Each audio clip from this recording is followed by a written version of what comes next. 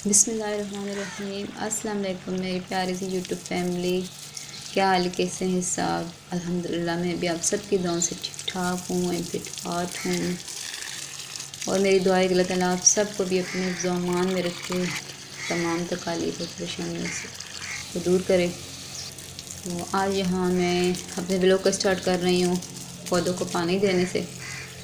मैंने सोचा सबसे पहले पौधों को पानी लगा लूँ और उसके बाद फिर जो है तो सफाई वगैरह करनी है।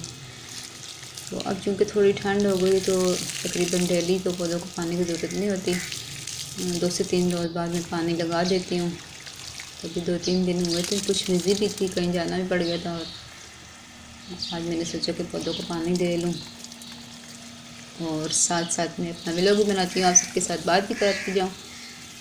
पिछले 2 दिन वैसे कुछ तबीयत ठीक नहीं थी और मैं पिछली वीडियो में मैं बिल्कुल भी नहीं बोली, वैसे ही न्यू लफ्ज़ भी शेयर कर दिया आपके साथ क्योंकि गला काफ़ी ख़राब था, आवाज़ बिल्कुल भी नहीं निकल रही थी। अब अल्हम्दुलिल्लाह कुछ बेहतर हूँ। आज मैंने सोचा कि सबके साथ बात भी कर ली जाए और सबसे पहले मैं चाहूँगी कि मैं आज आपके साथ अपनी जो नए लफ्ज़ बात करती होती हूँ वो शेयर कर लूँ।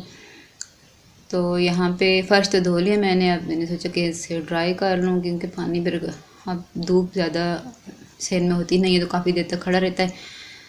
तो जी बात कर लेते हैं नए लफ्ज़ की। पिछले वीडियो में जो लफ्ज़ मैंने शेयर किया था मैं बोली तो नहीं थी लेकिन वैसे ही मैंने शेयर कर दिया था, तो वो लफ्ज़ था रंजूल। इससे पहले मैंने बोला था रोग, और रोग का मीनिंग बताया था यानी कि तंदुरुस्त, सेहतमंद, और इसी का ही उलट है बीमार, तो उसको हमारी ज़बान में रंजूल भी कहते हैं। जैसे तंदुरुस्त और बीमार, रोग और रंजूल। तो ये तो हो गई एक लफ्ज़ पे बात। यहाँ पे मैंने तकरीबन सहन की सफाई कर ली है और यहाँ पे मैंने आज फिर एक पौधे की प्रूनिंग की है। प्रूनिंग ये मैंने किसी वीडियो में लफ्ज़ सुना है तो यही मेरी ज़बान पे बार बार आ रहा है। आई थिंक इसका मीनिंग कटिंग होगा, मुझे पता नहीं, लेकिन बस सुना है तो मैं भी वही कह रही हूँ। तो यहाँ मैंने आज कर ली फालसे के दरख्त की कटिंग। तो इसकी शाखें बहुत ज़्यादा लचकदार होती हैं तो बहुत ज़्यादा बड़ी भी जल्दी होती हैं, तो पूरे ज़मीन तक वापस आ रही थी नीचे, तो मैंने उनको काट लिया।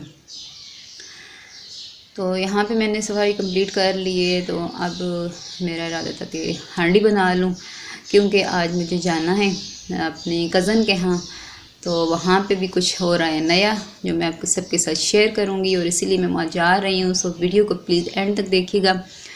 यहाँ पे मेरे हस्बैंड आज ले आए थे पालक के, आज आलू पालक बना लेते हैं, तो मैंने सोचा चलो इससे धोना काटना साफ़ करना थोड़ा एक मुश्किल मरला होता है। मुश्किल तो नहीं लेकिन थोड़ा लंबा प्रोसीजर हो जाता है क्योंकि इसमें मिट्टी अच्छी खासी होती है। तो पहले मैंने वैसे इसके ऊपर पानी बहाया और फिर इसमें मैं 2 या 3 दफ़ा बाल्टी में पानी डाल कर साग डाल देती हूँ। तो मेरी अम्मी बताती होती हैं कि डालने के बाद थोड़ी देर छोड़ दिया करो ताकि सारी मिट्टी उसमें से निकल आती है।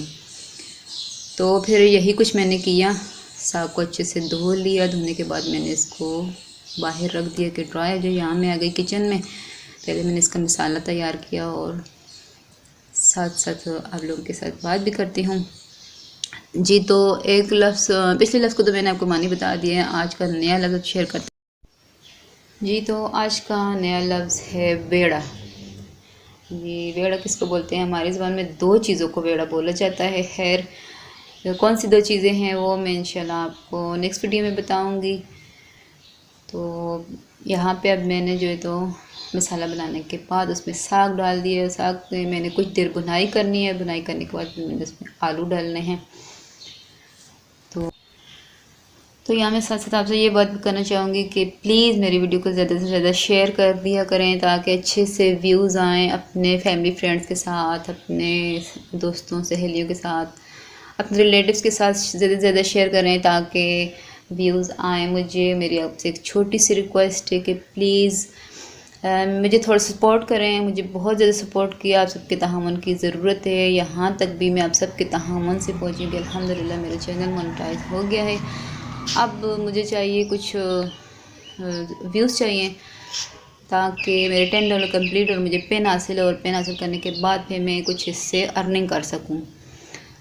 तो यहाँ मैं आ गई अपने कज़न के यहाँ। यहाँ आज बन रहे हैं हमारे यहाँ के जो है ना रिवायती पकवान या है पकवान, तो उनकी शेप अलग होती है। ये लोग बना रहे हैं मीठी गोगिया। तो मेरी कज़न ने मुझे बताया था कि आज हम लोग बना रहे हैं, तो मैंने सोचा चलो मैं आऊँगी उधर, और मैंने अपने ऑडियंस के साथ, अपने व्यूवर्स के साथ, अपनी फैमिली के साथ, अपनी यूट्यूब फैमिली के साथ शेयर करना है।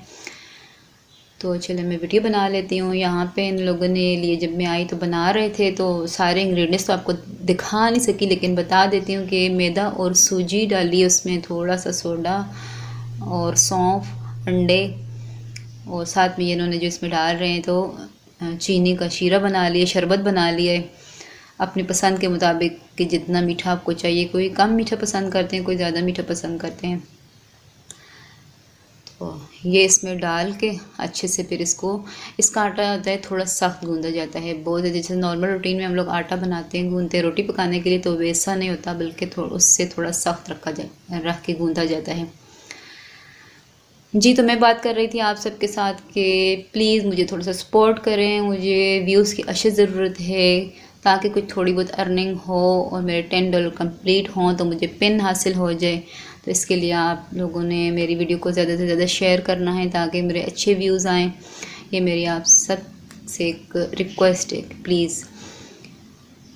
तो यहाँ पे लोगों ने आटा गूंद लिया। आटा गूंदने के बाद इस तरह से बड़ी बड़ी रोटियाँ बना के, और फिर उसे किसी भी सांचे से, आप अपनी मर्ज़ी का कोई भी सांचा, बाज़ार में सांचे मिल जाते हैं, स्टार, फूल और हर तरह के जो भी हो, तो और अगर कुछ नहीं है तो आपने ये देखें गिलास या कटोरी लेके भी अपनी पसंद के साइज़ की आप लोग टिक्कियाँ बना सकते हैं। मीठी गोगियाँ या टिक्कियाँ भी इन्हें बोला जाता है। ये निकालने के बाद आप कढ़ाई में डाला गया तेल, और जब ऑयल गर्म होगा तो साथ साथ इसमें मीठी गोगियाँ फ्राई होती जा रही हैं।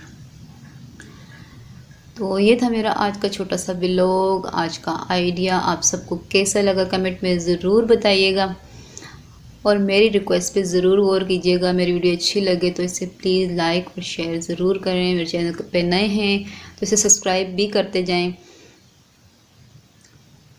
यहाँ पे ये देखें जी, मीठी गोगियाँ हो गई तैयार। तो मैं इसके साथ ही मैं आप सबसे चाहूँगी इजाज़त। तो मिलते हैं इंशाल्लाह नेक्स्ट वीडियो में किसी नए लफ्ज़ और नए आईडी के साथ। तब तक के लिए अल्लाह हाफ़िज़। अपना बहुत सा ख्याल रखिएगा और मुझे दुआ में ज़रूर याद रखिएगा।